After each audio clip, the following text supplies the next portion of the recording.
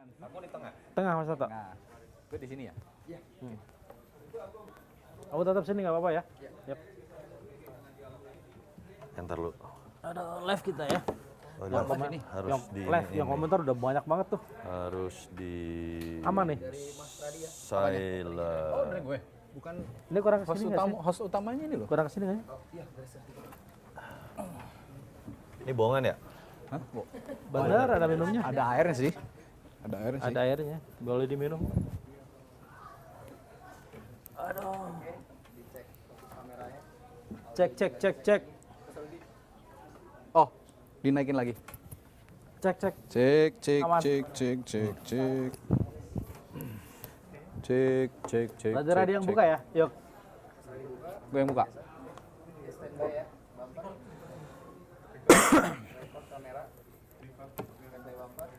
Santai kan? Santai, kita ngeyoworo, ngelantur. Yang serius biar radio aja. Deh.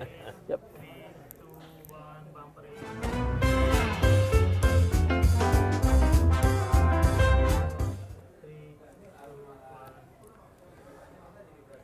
Balik lagi di lanturan, ngelanturnya pasti. Mudah-mudahan relevan. Ya, Ya. sebelum bahas-bahas. Penonton lanturan jangan kaget. Siang ini Masih kita ganti siang, pemain. Gus. Ya, kita ganti pemain. Biasanya Mas Yogi, Pak Pemret sepertinya lagi sibuk menyiapkan diri untuk puasa, menjelang puasa sepertinya gitu ya. Makanya nggak bisa hadir. Tapi nggak apa-apa. Kita ganti dengan Om Radi yang lebih glowing. Glowing, oponnya sih glowing. Mas Toto, selamat siang. Selamat siang. Sehat ya? Thank you udah diundang. Sehat. Siang hari ini gabung analis politik Carta Politika Yunarto Wijaya atau biasa disangka disapa Kok disangka? Mas Toto. Mas Sebenarnya Yang kita mau bicarain juga tok juga ini. sebenarnya jauh lebih penting. Ada yang jauh lebih penting dari itu, Rat. Ada jauh lebih dari itu. Kenapa kita undang Mas Toto ini? Karena selain sebagai pengamat politik ya di Carta Politika, Mas Toto ini juga dikabarkan ya. Iya, aku udah tahu nih mau ngomongnya apa. Dikabarkan. Untung gue udah siap. Dekat dengan PDI Perjuangan yang sekarang lagi jadi bahan perbincangan. Makanya udah bener kita undang beliau untuk bicara dalemannya dikit-dikit lah, dikit-dikit ya Mas, dikit-dikit. Emang gitu deketnya? Dulu pada saat ya saya dikatakan lu dekat dengan Jokowi, Oke. banyak Saya tadi mau ngomong itu teman-teman- cuman nggak tega. banyak teman-teman merah yang bilang malah musuhan. Oke. Lalu ketika saya kritik Jokowi anaknya maju, dibilang dekat lagi. Tapi nggak apa-apa lah, berarti teman semua gitu. Iya.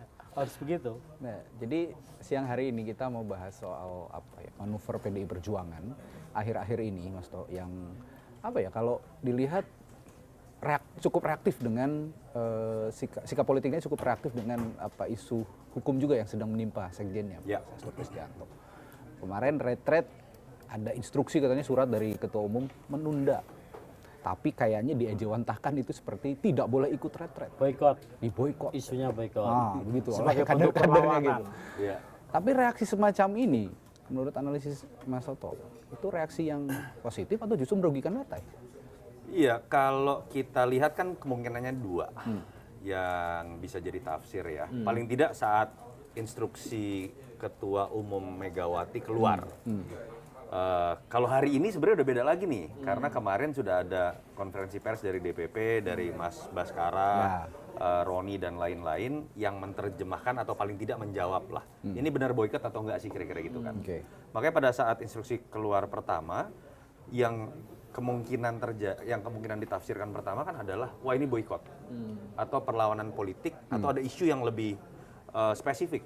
Ada upaya mengancam untuk kemudian melakukan supaya dilakukan penangguhan penahanan. Karena memang di instruksi hariannya memang ada terkait dengan penahanan Mas Hasto. Tapi bisa juga kemudian paling tidak kalau kita mendengar penjelasan dari Baskara kemarin yang dituangkan juga di dalam surat yang ditandatangani Mas Baskara dengan Roni sebagai jubir yang resmi dipilih, ternyata ini tidak seheboh yang diperkirakan. Gitu ya? Ini bukan sebuah pertarungan karena ternyata tidak pernah ada pelarangan, yang ada hanyalah penundaan dalam konteks ketika ada penahanan terhadap sekjen saya menggunakan istilah saya ya, ini harus siaga satu partai. Makanya digunakanlah istilah menunda dan menunggu commander call. Commander call. Bagaimana menguji mana yang benar? Ya menurut saya dilihat dari outputnya aja. Saya mengatakan dari awal, kalau benar ini boykot, pasti nggak akan ada yang berani tuh. Orang-orang terdekat Mega datang, apalagi Pramono Anung. Apalagi ketua DPC atau ketua DPD. Tapi ketika berbondong-bondong datang hari kedua, hari ketiga, hari keempat, terakhir puncaknya Mas Pram, menurut saya agak tidak mungkin bahwa itu tidak sepengetahuan atau komunikasi dengan ketua umum. Jangan-jangan apa konpresnya atau penjelasannya DPP itu merevisi ya, yang dianggap orang merevisi misalnya perintah sebelumnya karena sudah ada deal politik mungkin. Kalau ada deal politik, harusnya penangguhan penahanannya sudah terdengar. Kemarin KPK mengatakan bahwa tidak pernah ada permintaan penangguhan penahanan.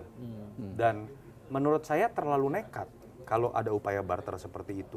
Kalau kemudian terlihat di hadapan publik bahwa kemudian kader PDI Perjuangan masuk ke dalam retret, lalu diikuti atau sebelumnya ada yang namanya penangguhan penahanan, kan terlihat sekali bahwa sebuah proses hukum bisa diintervensi oleh sebuah deal-deal politik, mau itu namanya Mega dengan Prabowo, mau antar partai dan lain-lain. Memang selama ini nggak ada intervensi hukum? Ya kita tahu baunya ada, tapi kalau sampai terjadi seperti itu, ya menurut saya kok telanjang sekali ya. Beliau ini mau bilang jangan jorok gitu. Jangan, Kira-kira gitu ya? kalaupun hai dewa-dewa, hai dewa-dewi, kalau Anda ingin kemudian melakukan proses-proses deal politik, lakukanlah dengan cara yang tidak terlalu telanjang merusak pendidikan politik, kira-kira gitu loh. Dan harusnya sih, ya saya masih percayalah orang seperti Ibu Mega dengan Pak Prabowo tahu batasan. Andai kata pun didorong-dorong oleh pihak tertentu. Nah, citra publik yang dimunculkan kalau gitu gimana? Kalau sekarang sudah seperti ini, toh ujung-ujungnya ikut juga gitu loh di retret kemarin meskipun berangsur kan terakhir gongnya Mas Pramono Anung sebagai Gubernur Jakarta. Menurut saya ini langkah yang tepat menjelaskan bahwa memang tidak ada boikotan. Karena kan kita tahu bahwa isu ini menjadi sangat besar ketika memang posisi PDI Perjuangan adalah satu-satunya partai yang belum masuk ke dalam koalisi. Jadi nuansa konfliknya orang tunggu, berantem nggak nih, kira-kira begitu. Yang kedua, yang kita bisa lihat juga menjadi isu besar ini kan kalau kita bicara gorengan-gorengan, bahasan di media, ini kan nyambung banget dengan isu petugas partai. Yang selama ini khas dianggap hanya ada di PDI Perjuangan, dan kalau betul terjadi boikot, Anda mau ikut partai atau ikut presiden, ini kan menunjukkan bahwa isu mengenai petugas partai benar adanya. Padahal saya selalu mengatakan semua partai itu memperlakukan kadernya seperti petugas partai. Sama sebetulnya. Kenapa? Karena kalau kita lihat nih misalnya isu koalisi permanen. Kalau ada kadernya jadi menteri tetap jadi ketua DPP partai. Tidak boleh kritik sebagai anggota DPR ketika kita sudah masuk dalam koalisi. Ini bobotnya sama. Mereka memperlakukan kader seperti harus lebih nurut bos, dan ketika bosnya sudah ngedil menjadi bagian dari koalisi tertentu, anggota DPR nggak boleh lagi kritik. Artinya anggota DPR nggak usah peduli lagi terhadap suara masyarakatnya. Ketika sudah terpilih menjadi menteri yang harusnya hanya menjadi pembantunya presiden atau petugasnya presiden, tapi nggak mau ngelepasin atribut menjadi ketua DPP partai, artinya kan dia masih mau melekatkan kepartaiannya dalam tugas kenegaraan. Cuma satu-satunya partai yang mendefinisikan ini secara eksplisit dengan slogan petugas partai itu memang hanya PDI. Saya ingin mengatakan itu yang kemudian menjadi bulan-bulanan dalam konteks panggung depan dan komunikasi politik termasuk di hadapan netizen. Karena jujur ya dan terbuka. Terlalu jujur dan terbuka. Saya nggak tahu ini harus diberikan pujian atau sebuah sentilan gitu. Mas Toto, di awal itu kan ada kesan gini ya, menegaskan pertanyaan tadi. Di awal kan memang ada kesan bahwa PDIP itu memboikot. Ada gini kesan ya, kita bicara kesan ya, memboikot. Terus setelah itu tiba-tiba satu demi satu secara bertahap datang ke Magelang misalnya untuk ikut retret, meskipun diancam sama Mendagri nggak lulus gitu ya kalau telat seperti itu karena bolos gitu ya. Nah, maksudku apakah secara citra politik tidak menunjukkan PDIP ini mencela-mencela aja nih, bilang gitu, nggak konsisten gitu. Menjadi terkesan mencela-mencela kalau titik awalnya dilihat dari kecurigaan dan persepsi bahwa sudah pasti memboikot. Saya termasuk orang yang mengatakan di Kompas TV hari Sabtu, kalau sampai memboikot ini instruksi yang salah. Nah, tapi kan kemudian terjelaskan dengan orang-orang terdekat Mega juga datang seperti Mas Pram, dan kemudian kedatangan Mas Pram dijelaskan secara resmi oleh DPP. Artinya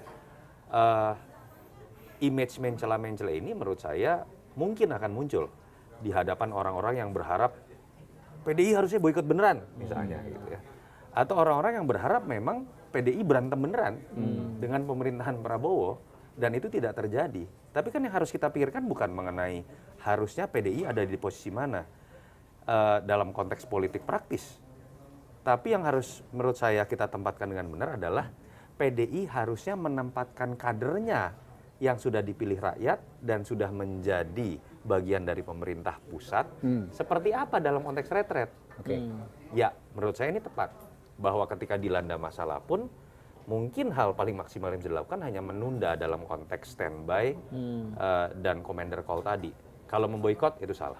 Tapi gini Mas Bro, ini bukan artinya di internal PD Perjuangan sendiri ada dualisme, bukan dualisme ya, ada dua idealisme yang berbeda. Ketika sikap itu pertama terkesan, tadi kan dibilangnya terkesan memboikot, tapi kemudian belakangan akhirnya datang ke retret ya secara tidak langsung bilang bahwa kami mendukung pemerintah. Gitu. Kalau faksionalisasi pasti ada. Ya pasti ada. Dan semua partai pasti ada. Ya kita kan cuman kan tahu. ini terlalu kentara gitu kelihatannya. Kayak sebenarnya kalau tanpa kejadian ini pun semua orang tahu. Ya? Ada orang yang mengatakan ada kubu Mbak Puan, ada kubu Mas Nanan, ada kubunya Ibu Mega, beda lagi dan lain-lain. Dulu ada yang menyebut kubu Jokowi, itu kan perbincangan di publik dan tanpa kasus ini pun perbincangan itu ada. Tapi yang jelas dari rentetan yang ada, di dalam pasti tetap ada perbedaan politik ya. Saya hanya bisa mengatakan penjelasan dari DPP kemarin untuk menjawab berpuluh macam tafsir yang ada, menurut saya udah tepat itu aja. Itu yang udah bisa menjawab katanya. Sebenarnya kan bisa terlihat gini loh, pada saat ditunjuknya jubirnya siapa. Dalam konteks politik ya, kalau secara hukum tentu saja pasti Bang Roni ya. Karena memang pengacaranya kan Roni, bidang hukum juga Roni. Tapi ketika dipilihnya adalah seorang Ahmad Basarah, menurut saya di situ memperlihatkan kalaupun ada faksionalisasi, dalam konteks ini PDI ingin menempatkan persoalannya lebih secara proporsional, kooperatif, dan bukan dalam konteks berseberang-seberangan apalagi perang. Mas bisa tahu lah kalau nama-nama lain yang cenderung akan lebih keras, meledak-ledak gitu meledak-ledak menyuarakan isu seperti ini gitu. Ya, dari situ kelihatan. Saya membayangkan jubirnya itu Adian. Nah, saya nggak ngomong tapi nama yang pertama keluar itu. Yang kemarin.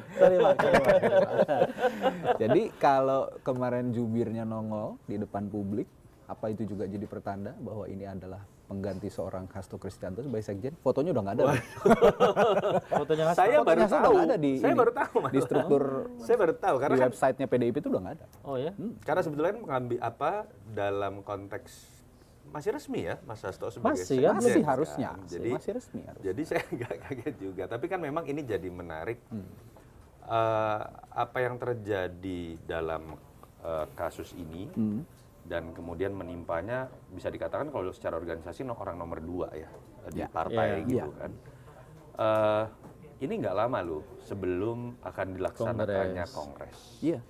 Jadi bagaimana penyelesaian secara matang baik dalam konteks image ke eksternal dan yang tadi dikatakan kalau berada faksionalisasi, perbedaan pendapat terhadap kasus ini dan konsolidasi internal itu menurut saya jadi sangat penting. Paling tidak pernyataan dari Mas Baskara semalam memperlihatkan partai tidak dalam kondisi emosional menyikapi ini karena yang menurut saya berbahaya pra-kongres ketika partai merasa ada dalam kondisi emosional baik terhadap pemerintah, baik terhadap publik ataupun dalam menyikapi perbedaan pendapat di partai sendiri. Background-nya itu banteng yang berdarah-darah itu. Ya itu kan kalau dipilih untuk masuk AI pasti keluarnya begitu memang. Tapi Mas Toto, ini yang menurutku agak aneh ya. agak ini kan sebenarnya isu lama ya. Jauh sebelum Hasto dibui lah ya, ditahan sama KPK. Itu kan ada isu yang berkembang bahwa memang yang jadi pertanyaan adalah kenapa Hasto baru diproses hari ini misalnya.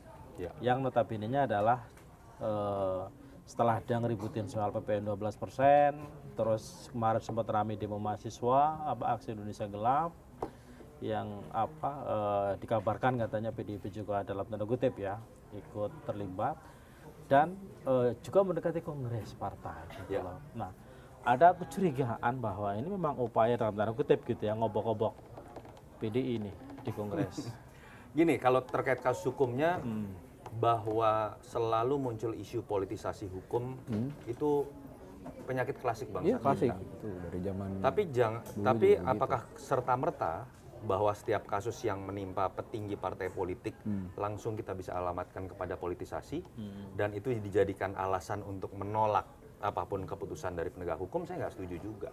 Ini pernah menerpa juga dulu Nazarudin. Iya. Terus Plate. Lalu Joni Plate misalnya. Ketua umum beberapa, Romahur Muzi misalnya. Dan kita tahu penyelesaiannya adalah bukan dengan kemudian memboikot keputusan hukum ini. Jadi dalam konteks itu saya harus mengatakan mungkin politisasi hukum ini akan tetap ada selama memang sistem hukum kita masih bobrok. Itu fakta kok. Dari kita ditilang dan segala macam, bikin SIM itu masih jadi momok sampai sekarang gitu kan. Ini pasti habis dengerin lagunya Ya, itu, Sukatani. Saya nggak nyebut subjeknya.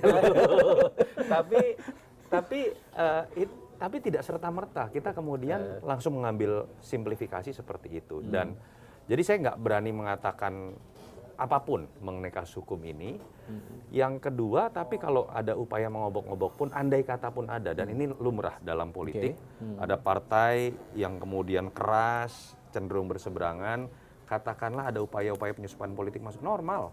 Apakah di rezim sebelum tidak terjadi? Saya meyakini ada. Pertanyaannya kan PDI Perjuangan cerdas nggak menghadapi itu? Bagaimana sikap cerdas untuk menghadapi itu? Yang tadi saya katakan, ini sebuah satu contoh konkret. Kalaupun memang ada politisasi hukum terhadap kasus sekjennya, melawannya itu jadi kasus hukum juga, diproses hukum juga, tarunglah di pra-peradilan. Bukan dengan kemudian misalnya mencampur adukan kegiatan yang lain, kegiatan retret misalnya.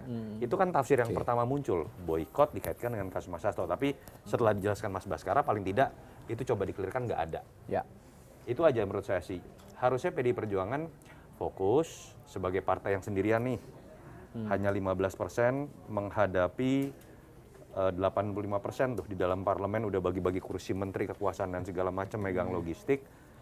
Ya bagaimana kemudian bersikap cerdas Dan kalaupun rasional, ada upaya politisasi seperti itu. Saya lebih senang PDI misalnya bersikap keras. Misalnya mengkritik sebagian kebijakan dari pemerintah yang dianggap ugal-ugalan dalam konteks efisiensi.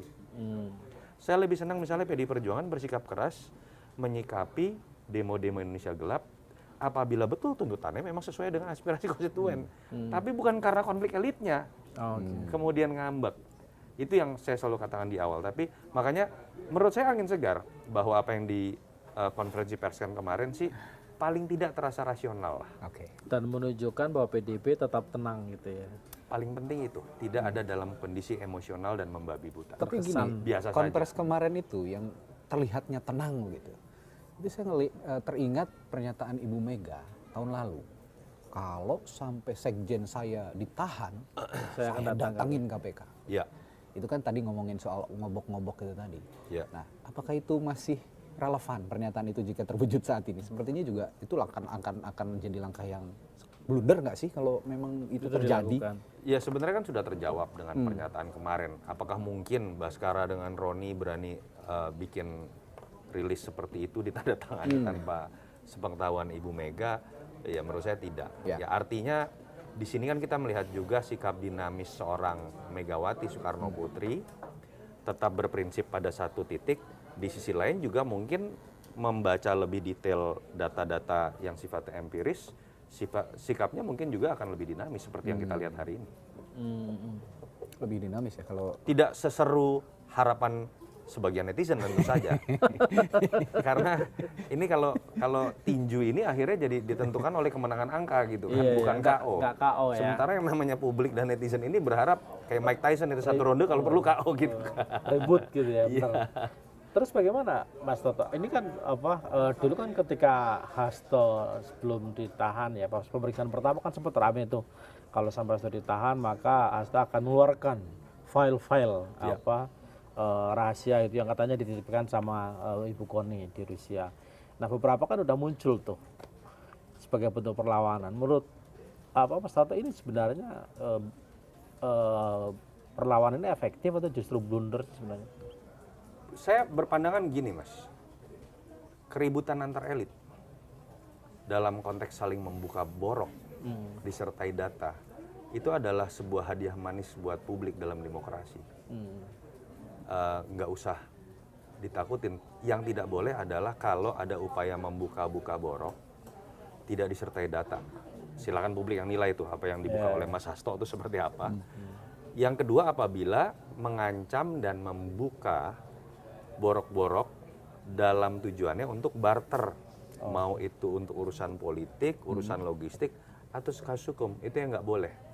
Makanya saya selalu mengatakan demokrasi itu harus bising malah. Makanya saya nggak pernah setuju dengan bahasa bahwa untuk bekerja bagi negara semuanya harus bersatu dalam koalisi. Menurut saya itu kong kali kong. Terlalu itu naif nggak sih? bersekongkol bukan berkoalisi. Bukan kolaborasi ya. Betul. Yang namanya demokrasi bising, makanya diperlukan ada yang namanya oposisi. Diperlukan adanya, kalau nggak mau pakai bahasa oposisi, oke lah, check and balances. Dan saling membuka borok, saling borok dalam arti memang sesuatu yang dianggap merugikan negara, itu bagus buat. Borok itu kan saling koreksi, kalau kita membuka borok saling koreksi. Nah. Kalau Anda terbukti misalnya punya kasus hukum, Anda melakukan tindakan politik yang salah, buka datanya. Tapi kalau baru membuka borok karena dia sendiri punya kasus, ya itu menurut saya nggak tepat juga. Ini nih, saya agak tertarik juga sama komentar-komentarnya haters nih kayaknya. Saya bilang haters karena memang komentarnya negatif nih. Sedikit-sedikit kan semenjak kasusnya Mas Hasto ini PDI Perjuangan konferensi pers. Tadi yang dibilang lebih tenang tadi. Tapi kok ada juga haters ini, netizen yang mungkin dia ini haters bilang kok dikit-dikit cuci tangan PDIP ini. Katanya cuci tangan dikit-dikit kalau ini mau membersihkan bahwa dirinya itu tidak terlibat apapun gitu dalam kasus-kasus hukum atau dalam praktik-praktik politik yang jorok gitu. Itu analisnya gimana tuh, Mas? Ya menurut saya tetap PDI Perjuangan posisikan ini sebagai otokritik saja. Misalnya ketika mengkritik Mulyono, ya apapun PDI Perjuangan pernah menjadi bagian dari pemerintahan Mulyono. Dan menjadi partai pengusung utama, bahkan Mulyono adalah kadernya. Sehingga menurut saya nggak perlu kita menyalahkan netizen ketika kemudian menganggap bahwa kritik itu juga harusnya dialamatkan dulu misalnya, begitu kan. Dan artinya kan harus ada effort lebih dari teman-teman PDI Perjuangan ketika berbicara mengenai kritik terhadap kebijakan. Bagaimana kemudian dulu PDI Perjuangan dalam keberpihakan terhadap kebijakan itu. Jadi jangan setengah-setengah. Makanya tadi kalau ngambil positioning bukan hanya secara politik dan bermusuhan dengan tokoh tertentu, bermusuhanlah dengan kebijakan yang memang dianggap bertentangan dengan aspirasi konstituen dan selama ini itu lebih ke personal berarti ya? Saya tidak tahu, itu kritik dari netizen gitu kan. Tapi berarti ya itu tadi sarannya lebih baik ke kebijakan kalau kritik, jangan ke orang. Nah, ini nggak personal. Yang menarik balik lagi soal retret nih, Mas Toto. Ini kan sebagian besar sebagian besar kepala daerah dari PDIP ini kan udah ikut retret ya, meskipun menyusul lah telat. Dan hari ini ya kalau nggak salah ya, itu kan yang ngasih materi kan Mas Gibran.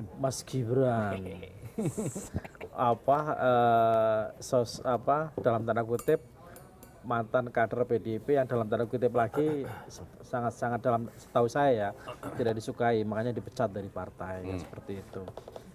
Kira-kira ada kemungkinan nggak misalnya kader PDIP ini akan walk out atau dengan risiko tambah nggak lulus lagi gitu ya? Menurut saya sih harus tetap ikut.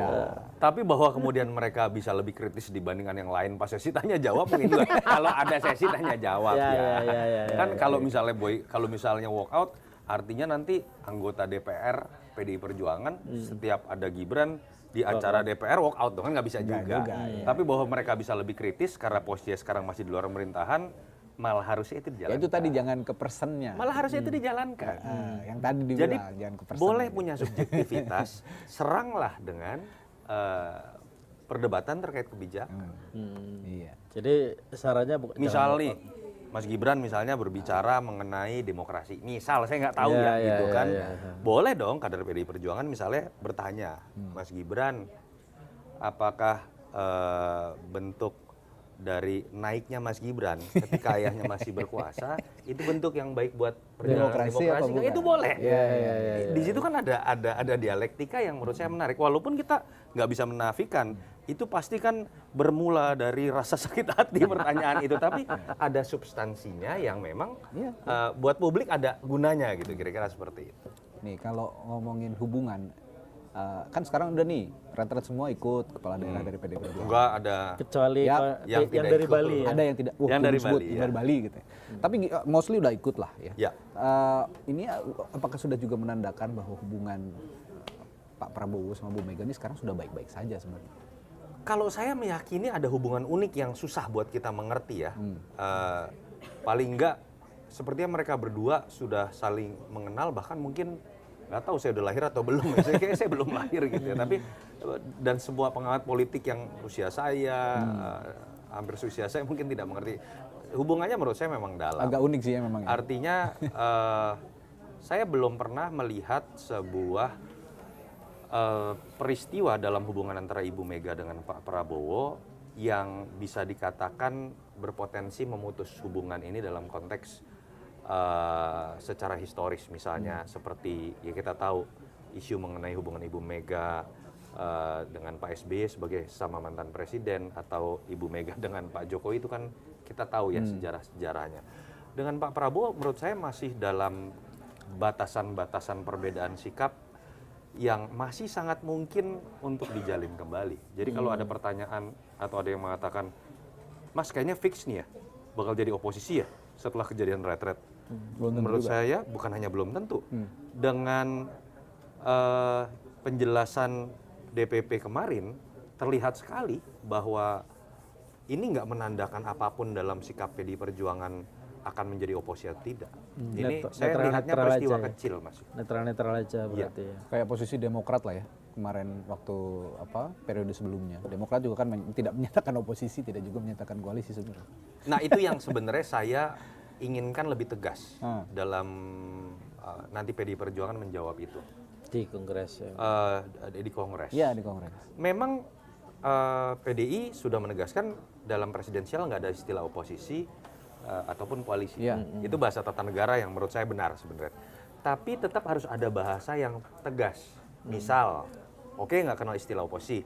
Kalau merasa bahwa koalisinya Pak Prabowo terlalu besar dan butuh pengawas, misalnya tegaskan, partai saya akan jadi pengawas. Kami di luar pemerintahan. Kami akan mengoptimalkan tugas anggota-anggota DPR kami untuk melakukan pengawasan.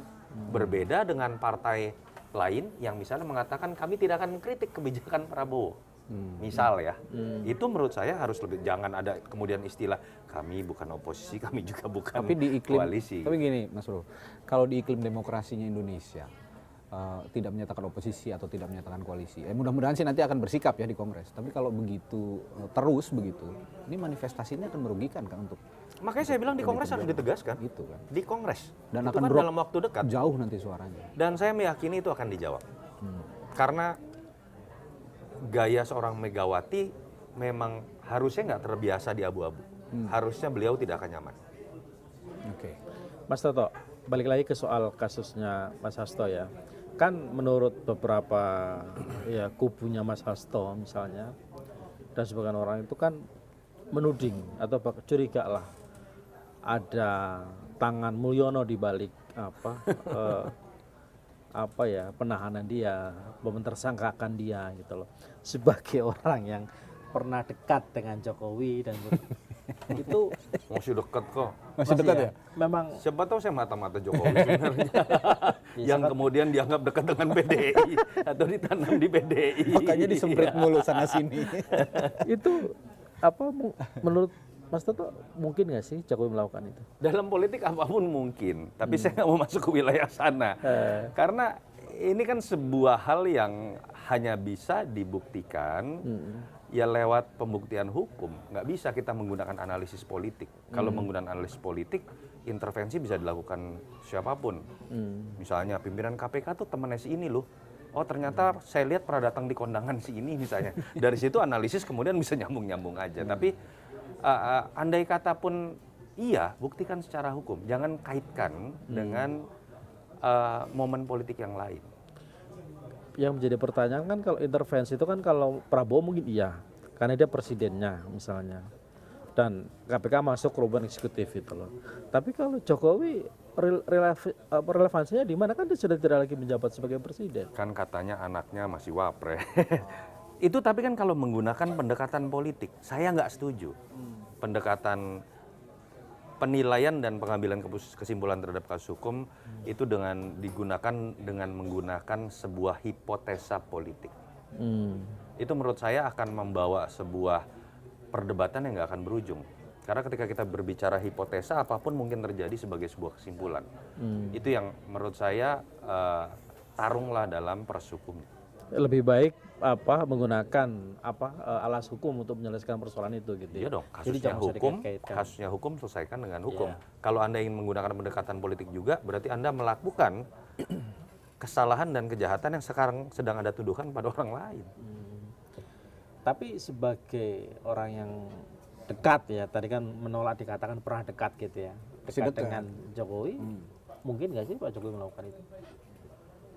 Buat saya nggak tahu dalam kasus ini. Tapi buat saya apa yang terjadi dalam isu 3 periode, saya saat itu masih dekat loh. Dalam isu mengenai, saya jelas menolak dari awal. Kalau itu mau di media saya clear jelas menolak dari awal. Ya tapi saya tahu banyak hal di situ berarti kan. Yang kedua dalam konteks majunya Mas Gibran. Buat saya positioning Pak Jokowi tidak sebagaimana mestinya. Tidak elok dilakukan, katakanlah yang dilakukan oleh beliau hanya pembiaran. Kalau kita nggak mau menuduh mengintervensi dan nggak bisa membuktikan mengintervensi, pembiaran proses politik seperti ini terjadi pada masanya, menurut saya itu tidak elok terjadi. Nah, itu aja Mas jawabannya. Jadi jawabannya nembak ke atas harusnya udah bisa disimpulkan. biar audiens yang menyimpulkan. Tapi gini, menarik. Tadi kan sempat menyinggung soal 3 periode. Tapi jadi 3 periode. Tapi Mas Toto yakin bahwa 3 periode itu tidak terjadi hari ini? Karena ada yang bilang ini kan hanya ganti akun aja nih katanya. Saya agak berbeda ya. Oke. Kalau saya melihat Prabowo is Prabowo. Oke. Prabowo is not Jokowi. Prabowo sulit diatur oleh Jokowi. Bahkan dalam konteks pendekatan kebijakan, Prabowo akan berbeda dengan Jokowi. Dan itu sudah bisa terbukti terlihat dari arah-arah kebijakan yang kita lihat dalam 3 bulan atau 4 bulan pertama. Apa yang sekarang sedang terjadi berbeda sekali dengan pendekatan seorang Jokowi. Cara menerjemahkan bagaimana efisiensi, semua presiden pasti bicara efisiensi. Tapi bagaimana menerjemahkannya, disitulah terlihat Prabowo tetap menjadi seorang Prabowo. Jadi kalau kita baca bukunya Pak Prabowo, Paradoks Indonesia dan Solusinya, apa yang dilakukan sekarang ini ya betul-betul Prabowo dengan semua kontroversinya ya, dengan semua ketidaksetujuan berbagai pihak gitu ya. Prabowo is Prabowo. Dan itu sangat berbeda lagi dengan apa yang dilakukan oleh Jokowi. Jadi kalau mau dikaitkan dengan apakah Jokowi masih memainkan peran besar, saya meyakini tidak. Paling tidak dalam konteks bernegara.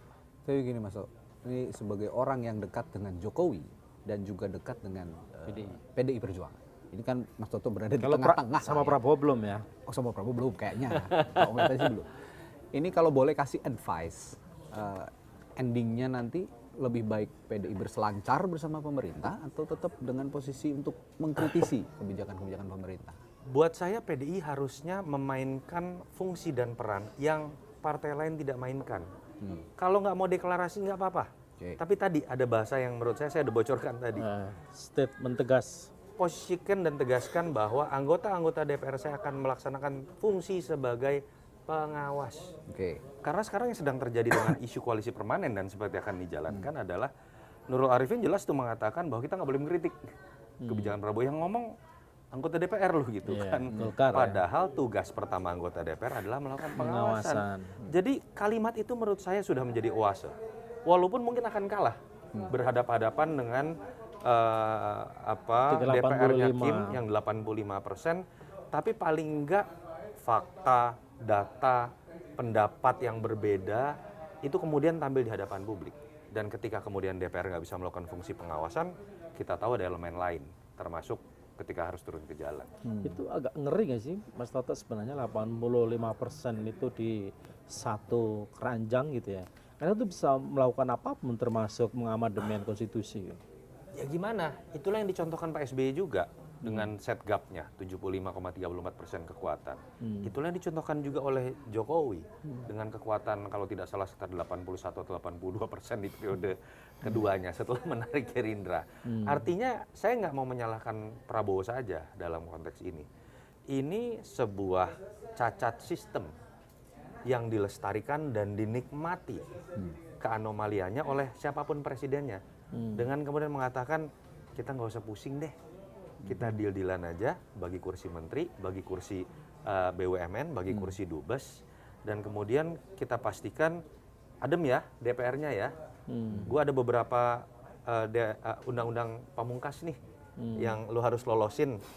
Aman ya? Dengan dalih memuluskan Ya, program-program. lo recall ya, kalau anggota DPR lo tetap kembali lo, kan itu yang sekarang sedang Kong kali kong jatuhnya itu. ya, jadi ya ini sesuatu yang sudah dilestarikan, terutama saya harus mengatakan setelah SBY jilid kedua dengan adanya ide Setgap gitu ya. Setgap, ya. Ini balik ke hubungan Pak Jokowi dengan Bu Mega.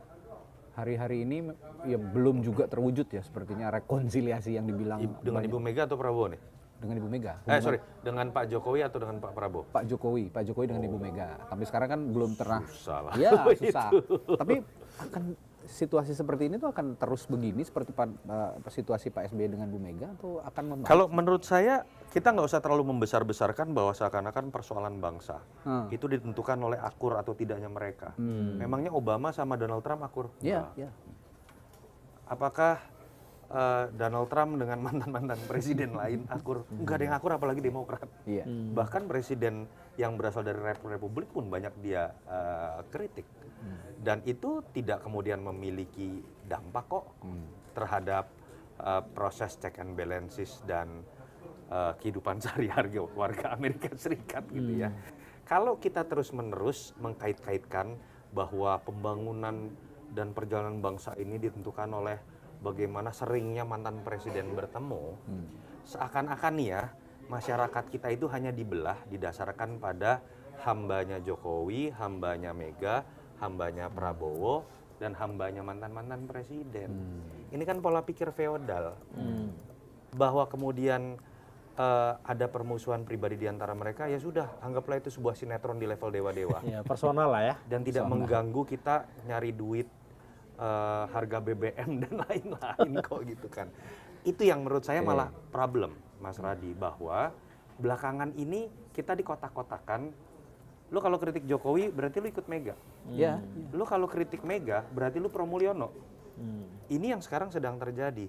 Makanya saya sangat menyesalkan kalau ada partai-partai baru yang muncul, apalagi mengatasnamakan anak muda, lalu mengatakan dirinya adalah partainya A gitu ya. Saya nggak usah sebut. Gua tahu nih arahnya kemana. Partainya Sebut inisial. partainya Inisial A. PSI. Partainya itu mau namanya Inisial ya. ya itu Tapi kan mereka baru declare bikin PSI perseorangan itu. nggak usah lah Kader sebuah terbuka. partai yang membiarkan seseorang terbuka. baru 3 hari punya KTA jadi ketua umum lalu bicara tentang terbuka, nggak ada. Aturan dalam sebuah emiten itu Coba seperti itu terbuka, nggak Mas. ada. Kalau kelihatan terbuka itu baru masuk jadi ketua. Terbuka. Kalau dia adalah kalau dia adalah anak tukang mebel dari seorang bernama Joko Widodo di tahun 2003, itu hebat.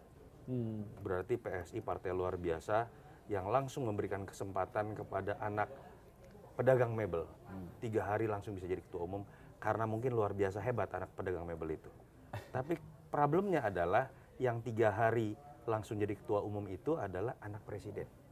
Nah, dinilai sendiri saja. Nah katanya, tapi pedagang mobil itu kabarnya mau bikin partai terbuka, Mas. Itu Ya kan udah dijawab sama PSI. Dengan PSI persorangan itu gitu loh. Berarti itu artinya Jokowi dulu kan sempat rame tuh akan ambil Golkar, bahkan sempat ada isu akan ngambil PDI juga gitu loh.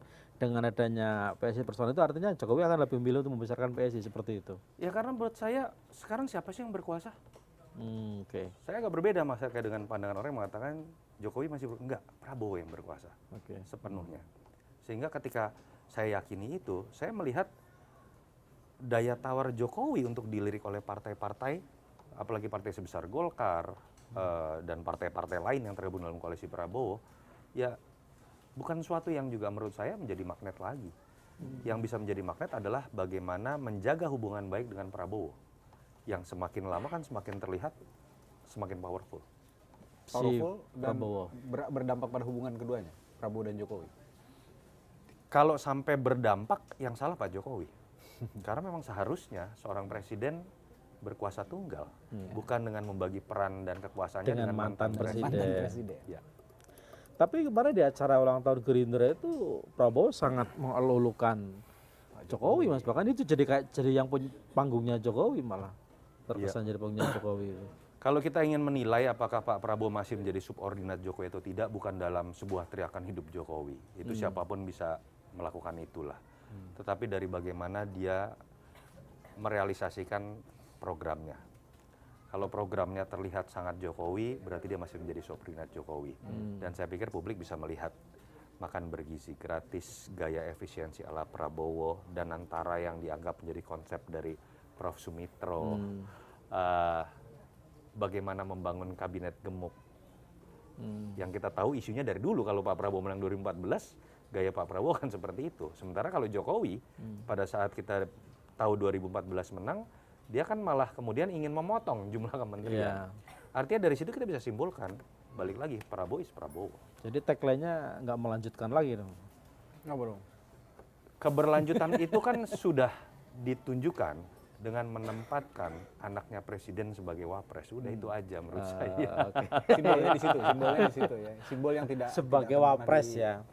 Tapi kalau menurut Mas Tato sendiri, sejauh mana Prabowo memberikan ruang dan peran sama wapres ya? Ya pada dasarnya kan kalau kita lihat, pertama ya wapres harus ditempatkan, jangan sampai salah nih yang namanya netizen atau teman-teman bahwa memang itu kayak bagi dua.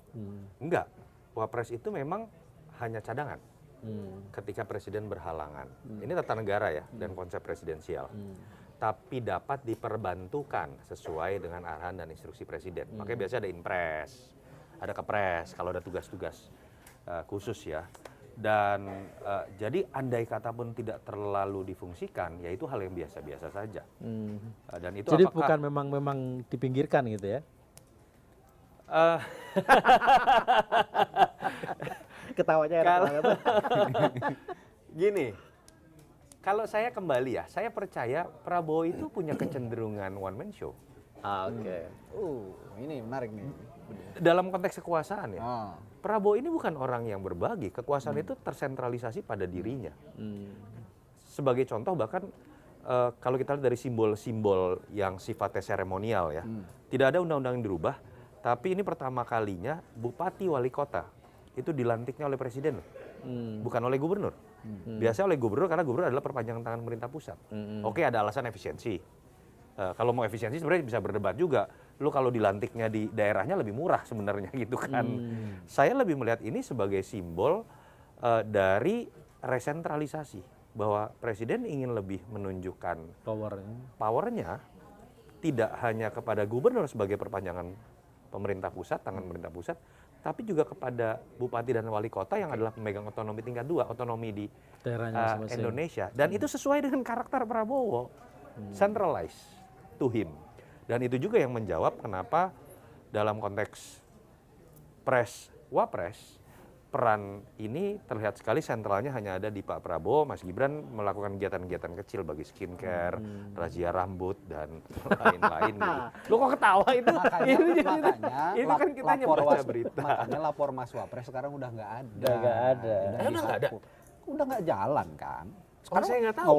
Udah nggak jalan. Jadi itu makin menunjukkan bahwa itu tadi kepemimpinannya Pak Prabowo tersentralisasi ke dirinya begitu ya. Ya memang harusnya seperti itu. Lapor itu ya ke presiden. Iya dong. Ketika presiden mengatakan sibuk, dibuatlah sebuah arahan kepada Wapres. Pak Wapres, gimana kalau urusan laporan Pak Wapres aja yang ngurus, baru kemudian dibuat lapor Wapres. Nah saya nggak tahu proses itu udah ada belum gitu.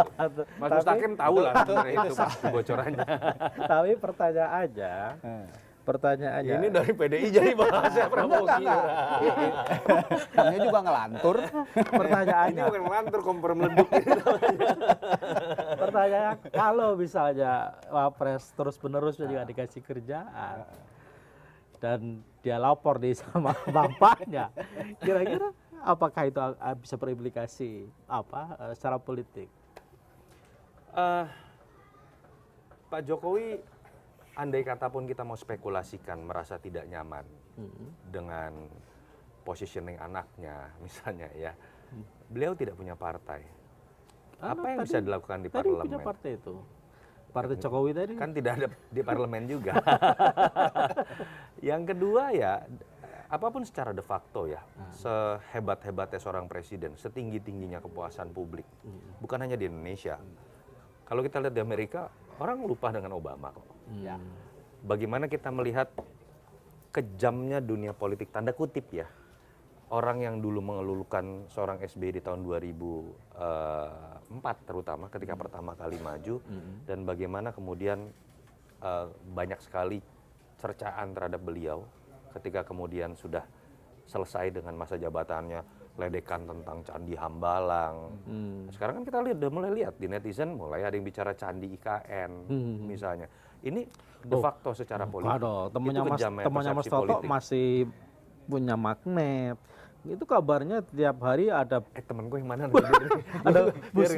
ada bus-bus yang datang ke rumahnya untuk sowan foto bareng. Pak Jokowi. Lah, iya. Oh iya pasti banyak pendukungnya. Tetapi apakah pendukung yang datang ini kan ibu-ibu dari Surabaya, lalu kemudian misalnya dari Lampung, bapak-bapak. Tapi kan bukan pimpinan DPR di Senayan. Tadi kan pertanyaannya, lalu bisa terjadi apa? Nggak akan terjadi apa? Nggak akan terjadi apa-apa ya. Ya, Oke, Mas Toto, terakhir. Kalau misalnya Mas Toto nih ketemu lagi, misalnya diajak ketemu lagi sama Pak Jokowi, kira-kira apa yang akan disampaikan? Pak Jokowi atau Pak Mulyono? Ini dua orang yang berbeda. Ya, Pak Mulyono boleh deh. Oke. Yang saya kenal Pak Jokowi. Oke, ya Pak Mulyono kalau gitu berarti. Apa yang ingin disampaikan dalam konteks apa nih? Ya dengan kondisi kehidupan berbangsa dan bernegara kita hari ini, misalnya relasinya dengan mungkin Ibu Mega, relasinya dengan Prabowo, relasinya dengan PDI Perjuangan, dan juga dengan positioning anaknya. Iya, saya mungkin hanya akan mengatakan Pak Jokowi mungkin harusnya lebih mengerti ya bahwa kekuasaan itu ada batasnya dan ada masanya. Batasnya itu ditentukan oleh undang-undang dan konstitusi. Tetapi kekuasaan itu ada masanya, masanya itu adalah ditentukan oleh kelegowoan diri sendiri. Untuk kemudian memang memposisikan diri bukan lagi sebagai orang yang berkuasa, tapi sebagai orang yang menikmati legacy yang sudah dibangun. Udah itu aja mungkin. Dan saya berharap harusnya Pak Jokowi nangkap apa maksud saya. Ketemu lagi di Lanturan. jangan lupa like, subscribe, dan komen. Sampai ketemu lagi ya. Thank you. Ini ujung-ujungnya jadi Jokowi ya.